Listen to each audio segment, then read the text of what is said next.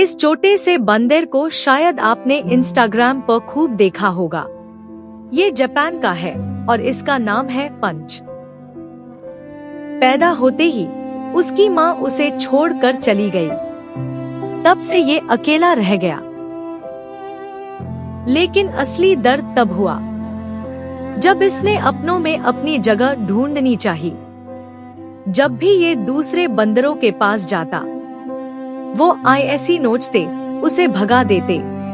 तब उसे समझ में आया जब सर पर अपनों का हाथ ना हो तो सारी दुनिया दुश्मन बन जाती है।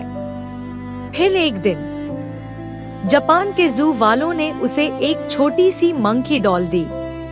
अब ये उसके साथ खेलता है, उसके साथ खाता है, उसके साथ सोता है। जहाँ भी जाता है उसे अपने सर पर उठाए घूमता फिरता है। शायद इस डॉल में उसे अपनी माँ नजर आती है।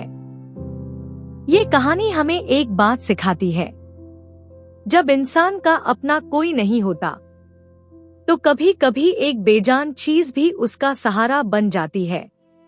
अगर आपको भी इस छोटे से पंच के लिए बुरा लगा तो एक लाइक तो बनता है।